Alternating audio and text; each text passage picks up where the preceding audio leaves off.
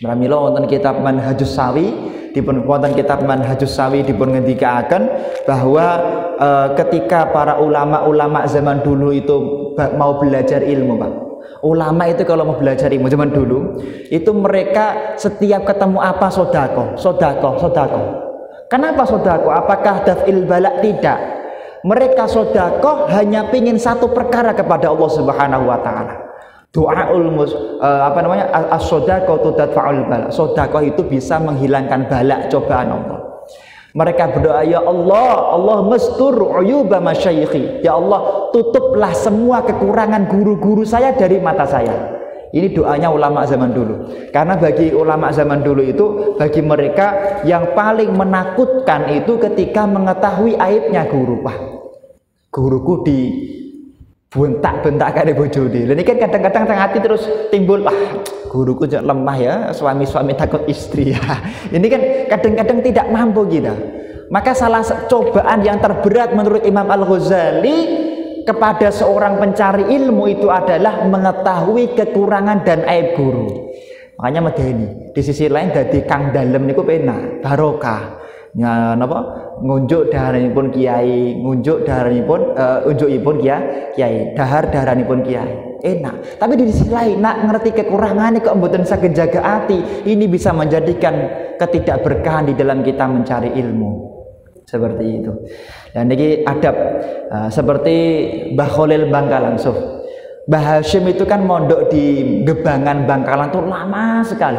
Sampai beliau jadi ulama besar, pendiri Nahdlatul Ulama, dan sampai sekarang yang mendapatkan gelar Hadratus Syekh itu baru dua, Mbah Hashim sama seorang wanita, karena hafal kutubutis, hafal di luar kepala dan sanad-sanadnya sampai Rasulullah.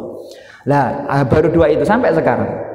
Lah ketika Mbah Hashim ngaji kepada Mbah Khalil, kemudian selesai Mbah Hashim belajar di Mekah, Mbah Hashim pulang mendirikan pondok Tebu Ireng. Mbah Khalil tahu ilmunya Mbah Hashim sekarang luar biasa, gantian mondok ke tempatnya Mbah Hashim.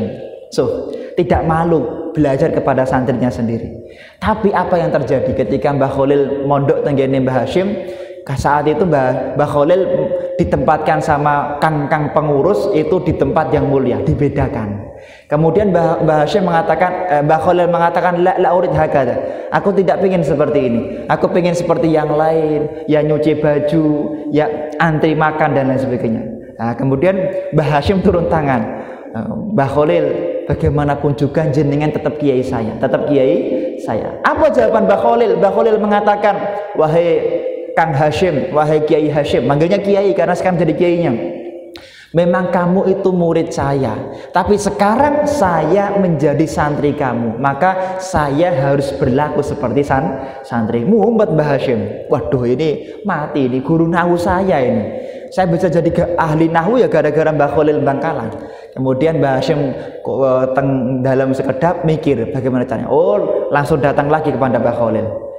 Mbah Khalil, apa benar engkau mengakui saya menjadi gurumu? Nggih, sekarang kamu guru saya, sekarang kamu kiai saya.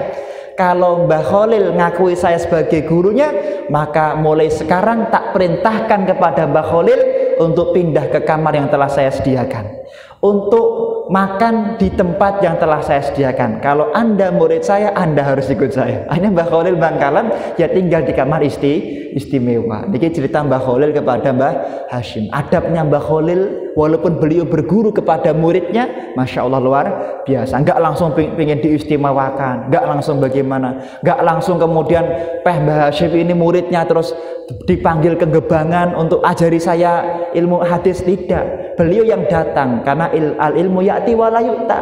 Ilmu itu didatangi, bukan mendatangi, seperti itu.